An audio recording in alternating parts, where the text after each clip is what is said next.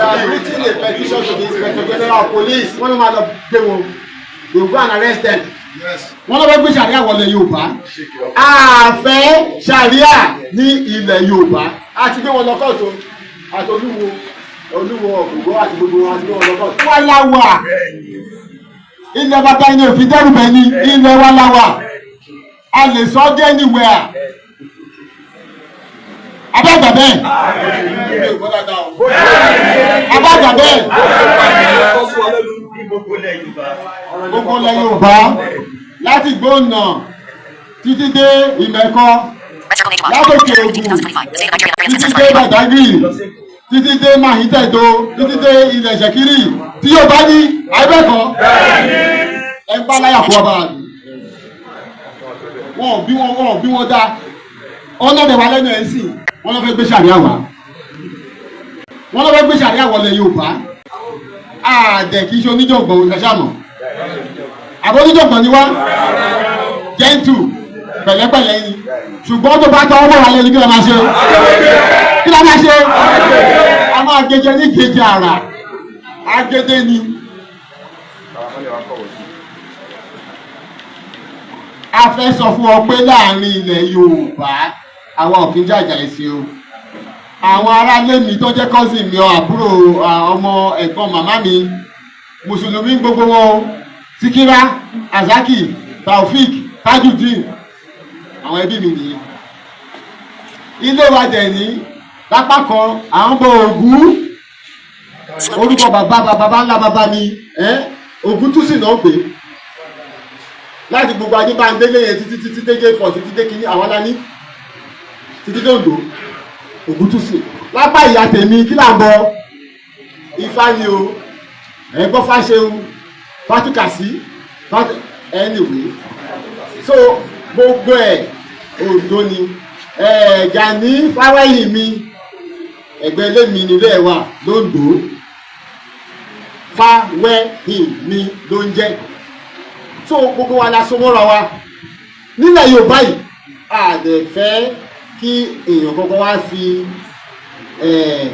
wá fi búrẹ́dì kó wa lọ́bẹ̀ jẹ torí ìjà ẹ̀sìn náà ń gbé bọ̀ wọ́n fi fẹ́ gbígbalẹ̀ ní political Islam náà ń pè é wọ́n fẹ́ wá fi gbalẹ̀ ní wọ́n lè gbalẹ̀ Hausa tán tẹ́lẹ̀ Hausa ò lè jọba ń lù ẹ̀ Hausa ò lè jọba ń lẹ̀ Hausa ń sìn Fúlàní ló ń jọba nǹkan tó fẹ́ wá ṣe bíbá yìí nìyẹn o lákọ̀ọ́kọ́ àti kọ́kọ́ gbé ẹjọ́ yìí lọ sí kóòtù náà a máa kà fún yín bíbá yìí ẹ̀dà kejì àti kọ lẹ́tà sí gọ́vùnà Ọ̀yọ́ state gọ́vùnà Ọ̀yọ́ state ní ká kọ lẹ́tà sí pé àwa ò fẹ́ eléyìí a tún wá lọ sí Ọ̀yọ́ Aláàfin Ọ̀yọ́ Àtìbà ní Saturday tó ṣe kọjá yìí ìyálóde gbogbo Yorùbá ni ìyálóde Àgbẹ̀kọ̀yà ni wọ́n tẹ̀lé wa lọ sọ́yọ́ ìyẹn Ọ̀yọ́ léyìn o alọ́bẹ̀ káàkiri gbogbo àdúgbò tó wà lọ́yọ́ àtọjà àti ilé ọba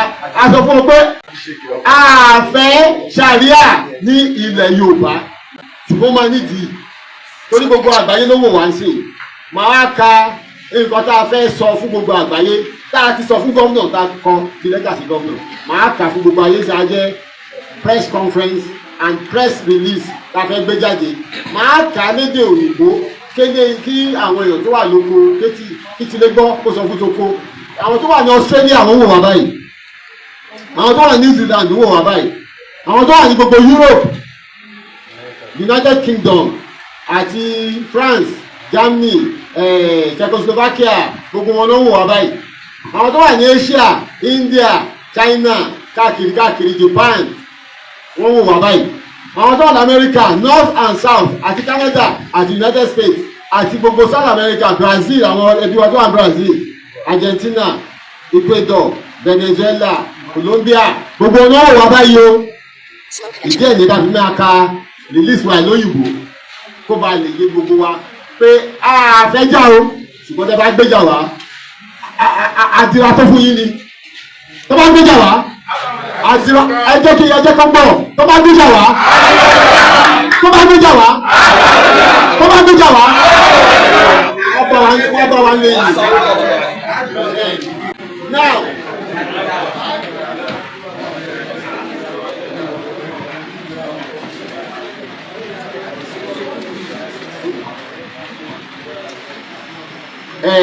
mo kí gbogbo ẹgbẹ́ Yorùbá tó wà níbí. Mo kí gbogbo ẹgbẹ́ Yorùbá tó wà níbí. OPC wà níbí, ONC wà níbí, ONAC wà níbí, FYCC wà níbí, Mofore wà níbí, Àgbẹ̀kọ̀yà wà níbí, Ìdáǹdè wà níbí. Gbogbo wa la pé Yorùbá Regional Alliance gbogbo àgbáyé àwọn náà ṣe agbátẹrù ètò yìí pẹ̀lú Yorùbá Nation Youth. Àwọn ọ̀dọ́ ilẹ̀ Yorùbá gbogbo wà níbí.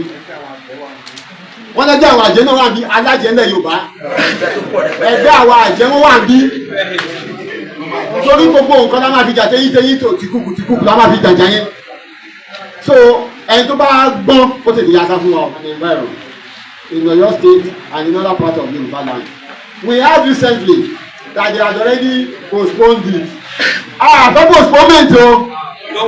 We want cancellation, total cancellation. Total cancellation ni. Ẹ̀sìn kọ́ máa gé wọ́n gẹ́sẹ̀. Ẹ̀sìn kí ọmọ má lè dọ̀bálẹ̀ kí bàbá ẹ̀. Ẹ̀sìn kí ọmọ obìnrin má lè kúnlẹ̀ kí ìyá ẹ̀. Ẹ̀sìn tó wọ́n sọ pé ó jáde lẹ́ẹ̀kì tí wọ́n dá pàkìrí. Ó jáde lẹ́ẹ̀kejì wọ́n gé ẹsẹ̀. Ó jáde lẹ́ẹ̀kẹta wọ́n dá pàkìrí. Ó jáde lẹ́ẹ̀kẹrin wọ́n gé ẹsẹ̀ wọ́n á fẹ́ di kòkòté. Ṣé ìyẹn la fẹ́ ni? Ṣé ìyẹn la fẹ́ ni? Ṣé ìyẹn la fẹ́ ni? A stitch in time saves 9.